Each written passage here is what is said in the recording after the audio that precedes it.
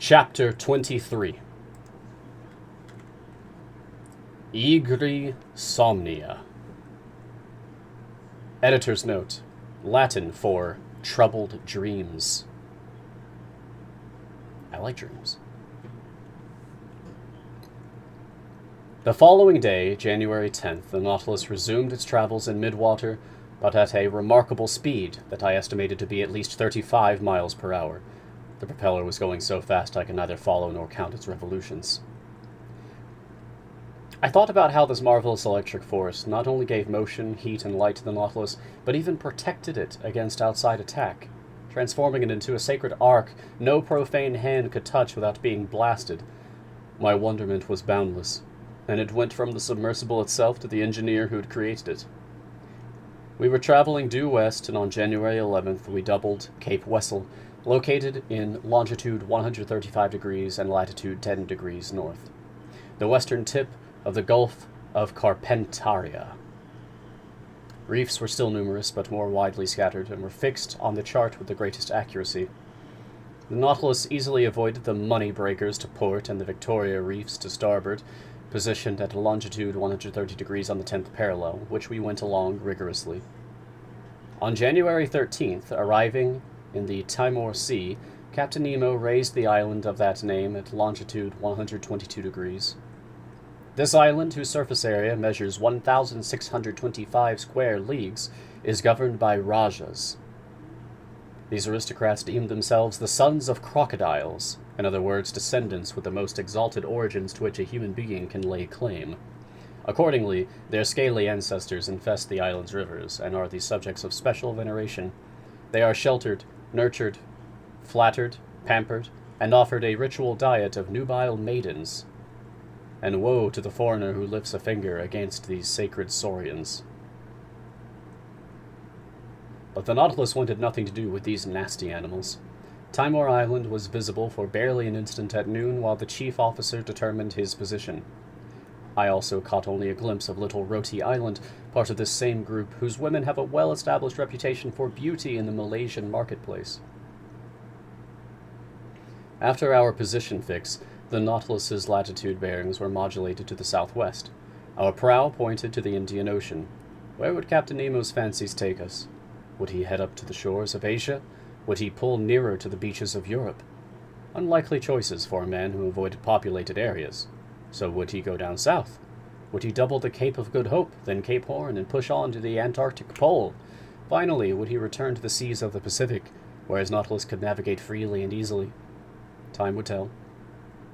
After cruising along the Cartier, Hibernia, Seringapatam, and Scott reefs, the solid element's last exertions against the liquid element, we were beyond all sight of shore by January 14th.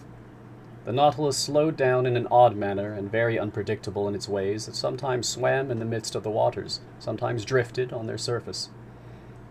During this phase of our voyage, Captain Nemo conducted interesting experiments on the different temperatures and various strata of the sea. Under ordinary conditions, such readings are obtained using some pretty complicated instruments whose findings are dubious to say the least, whether they're thermometric sounding lines whose glass often shatters under the water's pressure, or those devices based on the varying resistance of metals to electric currents. The results so obtained can't be adequately double-checked. By contrast, Captain Nemo would seek the sea's temperature by going himself into its depths, and when he placed his thermometer in contact with the various layers of liquid, he found the sought-for degree immediately and with certainty. And so, by loading up its ballast tanks or by sinking obliquely with its slanting fins, the Nautilus successively reached depths of 3,000, 4,000, 5,000, 7,000, 9,000, and 10,000 meters, and the ultimate conclusion from these experiments was that, in all latitudes, the sea had a permanent temperature of 4.5 degrees centigrade at a depth of 1,000 meters. I watched these experiments with the most intense fascination. Captain Nemo brought a real passion to them. I often wondered why he took these observations. Were they for the benefit of his fellow man? It was unlikely, because sooner or later his work would perish with him in some unknown sea, unless he intended the results of his experiments for me. But that meant this strange voyage of mine would come to an end, and no such end was in sight.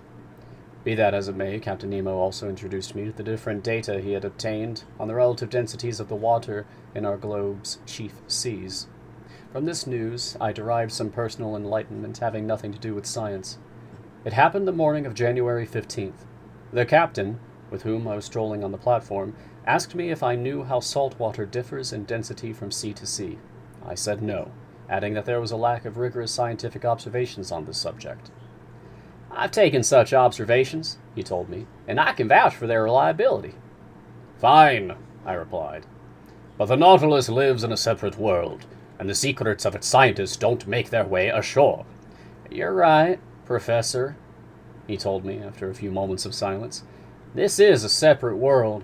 It's as alien to the Earth as the planets accompanying our globe around the sun, and we'll never become familiar with the work of scientists on Saturn or Jupiter. But since fate has linked our two lives, I can reveal the results of my observations to you." "I'm all attention, Captain." "You're aware, Professor, that salt water is denser than fresh water, but this density isn't uniform. In essence, if I represent the density of fresh water by 1.000, then I find 1.028 for the waters of the Atlantic, 1.026 for the waters of the Pacific, 1.030 for the waters of the Mediterranean." Aha, I thought. So he ventures into the Mediterranean. 1.018 for the waters of the Ionian Sea, and 1.029 for the waters of the Adriatic. Assuredly, the Nautilus didn't avoid the heavily traveled seas of Europe, and from this insight I concluded that the ship would take us back, perhaps very soon, to more civilized shores. I expected Ned Land to greet this news with unfeigned satisfaction. For several days, our work hours were spent in all sorts of experiments, on the degree of salinity in waters of different depths, or on their electric properties, coloration, and transparency, and in every instance Captain Nemo displayed an ingenuity equaled only by his graciousness toward me. Then I saw no more of him for some days, and again lived on board in seclusion. On January 16th, the Nautilus seemed to have fallen asleep just a few meters beneath the surface of the water. Its electric equipment had been turned off, and the motionless propeller let it ride with the waves. I assumed that the crew were busy with interior repairs required by the engine's strenuous mechanical action. My companions and I then witnessed an unusual sight. The panels in the lounge were open, and since the Nautilus's beacon was off, a hazy darkness reigned in the midst of the waters. Covered with heavy clouds, the stormy sky gave only the faintest light to the ocean's upper strata. I was observing the state of the sea under these conditions, and even the largest fish were nothing more than ill-defined shadows, when the Nautilus was suddenly transferred into broad daylight. At first, I thought the beacon had gone back on, and was casting its electric light into the liquid mass. I was mistaken, and after a hasty examination, I discovered my error. The Nautilus had drifted into the midst of some phosphorescent strata, which in this darkness came off as positively dazzling. This effect was caused by myriads of tiny luminous animals whose brightness increased when they glided over the metal hull of our submersible. In the midst of these luminous sheets of water, I then glimpsed flashes of light like those seen inside a blazing furnace from streams of molten lead, or from masses of metal brought to a white heat. Flashes so intense that certain areas of the light became shadows by comparison, in a fiery setting from which every shadow should seemingly have been banished. No, this was no longer the calm emission of our usual lighting. This light throbbed with unprecedented vigor and activity. You sensed that it was alive. In essence, it was a cluster of countless open-sea infusoria, of Noctiluca, an eighth of an inch wide, actual globules of transparent jelly equipped with a thread-like tentacle, up to 25,000 of which had been counted in 30 cubic centimeters of water. And the power of their light was increased by those glimmers unique to medusas, starfish, common jellyfish, angel wing clams, and other phosphorescent zoophytes, which were saturated with grease from organic matter decomposed by the sea, and perhaps with mucus secreted by fish. For several hours, the Nautilus drifted in this brilliant tide, and our wonderment grew when we saw huge marine animals cavorting in it, like the fire-dwelling salamanders of myth. In the midst of these flames that didn't burn, I could see swift, elegant porpoises, the tireless pranksters of the sea, and sailfish 3 meters long, those shrewd heralds of hurricanes, whose fearsome broadsword sometimes banged against the lounge window. Then smaller fish appeared, miscellaneous triggerfish, leatherjacks, unicornfish, and 100 others that left stripes on this luminous atmosphere in their course. Some magic lay behind this dazzling sight. Perhaps some atmosphere condition had intensified this phenomenon. Perhaps a storm had been unleashed on the surface of the waves. But only a few meters down, the Nautilus felt no tempest's fury, and the ship rocked peacefully in the midst of the calm waters. And so it went. Some new wonder constantly delighting us. Conseil observed and classified his zoophytes, articulates, mollusks, and fish. The days passed quickly, and I no longer kept track of them. Ned, as usual, kept looking for changes of pace from our standard fare. Like actual snails, we were at home in our shell, and I can vouch that it's easy to turn into a full-fledged snail. So, this way of living began to seem simple and natural to us, and we no longer envisioned a different lifestyle on the surface of the planet Earth, when something happened to remind us of our strange circumstances. On January 18th, the Nautilus lay in longitude 105 degrees and latitude 15 degrees south. The weather was threatening, the sea rough and billowy. The wind was blowing a strong gust from the east. The barometer, which had been falling for some days, forecast an approaching struggle of the elements. I had climbed onto the platform just as the chief officer was taking his readings of hour angles. Out of habit, I waited for him to pronounce his daily phrase, but that day it was replaced by a different phrase, just as incomprehensible. Almost at once I saw Captain Nemo appear, lift his spyglass, and inspect the horizon. For some minutes the captain stood motionless, rooted to the spot contained within the field of his lens. Then he lowered his spyglass and exchanged about 10 words with his chief officer. The latter seemed to be in the grip of an excitement he tried in vain to control. More in command of himself, Captain Nemo remained cool. Furthermore, he seemed to be raising certain objections that his chief officer kept answering with flat assurances. At least that's what I gathered from their differences in tone and gesture. As for me, I stared industriously in the direction under observation, but without spotting a thing.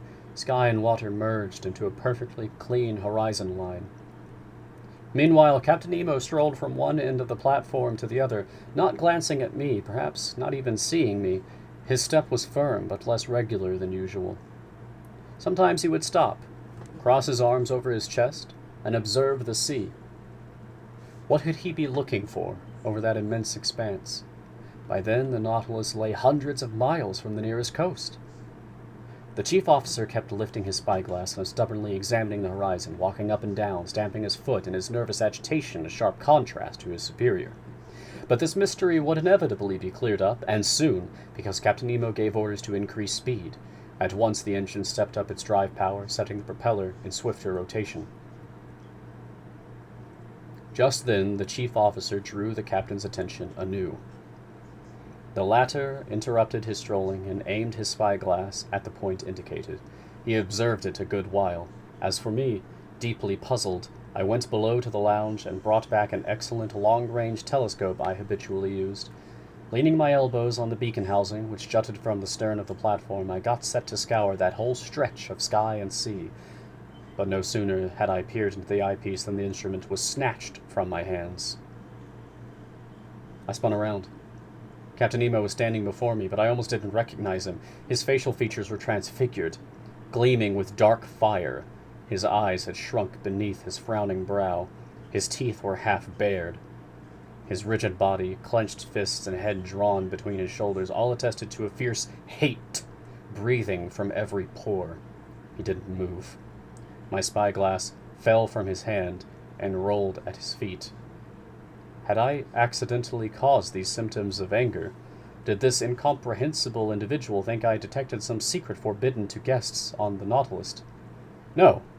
I wasn't the subject of his hate because he wasn't even looking at me. His eyes stayed stubbornly focused on that inscrutable point of the horizon. Finally, Captain Nemo regained his self-control. His facial appearance, so profoundly changed, now resumed its usual calm.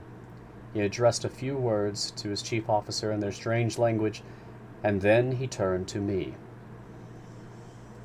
"Professor Aronnax," he told me in a tone of some urgency, "I ask that you now honor one of the binding agreements between us." "Which one, Captain?" "You and your companions must be placed in confinement until I see fit to set you free." You're in command, I answered, gaping at him. But may I address a question to you, sir? You may not, sir. After that, I stopped objecting and started obeying, since resistance was useless. I went below to the cabin occupied by Ned Land and Conseil, and I informed them of the captain's decision. I'll let the reader decide how this news was received by the Canadian. In any case, there was no time for explanations. 4 crewmen were waiting at the door, and they led us to the cell where we had spent our first night aboard the Nautilus. Ned Land tried to lodge a complaint, but the only answer he got was a door shut in his face. "Will Master tell me what this means?" Conseil asked me. I told my companions what had happened. They were as astonished as I was, but no wiser. Then I sank into deep speculation, and Captain Nemo's strange facial seizure kept haunting me. I was incapable of connecting 2 ideas in logical order, and I had strayed into the most absurd hypotheses, when I was snapped out of my mental struggles by these words from Ned Land. "Well, look here, lunch is served."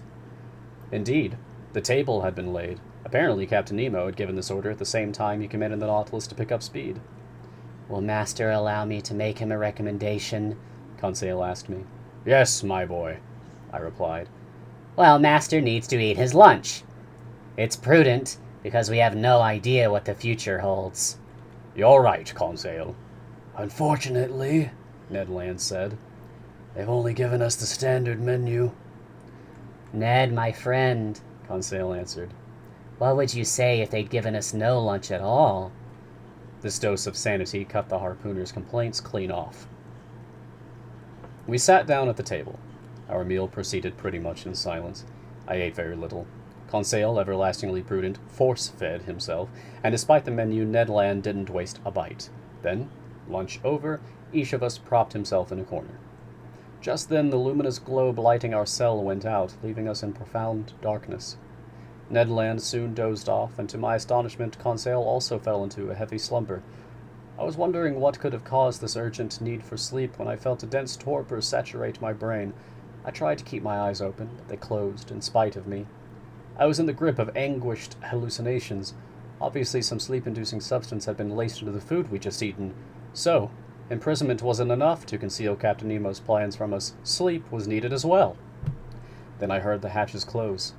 The sea's undulations, which had been creating a gentle rocking motion, now ceased. Had the Nautilus left the surface of the ocean?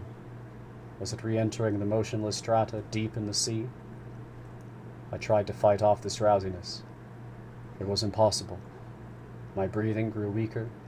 I felt a mortal chill freeze my dull, nearly paralyzed limbs. Like little domes of lead, my lids fell over my eyes. I couldn't raise them. A morbid sleep, full of hallucinations, seized the whole of my being. Then the visions disappeared and left me in utter oblivion. End of chapter 23.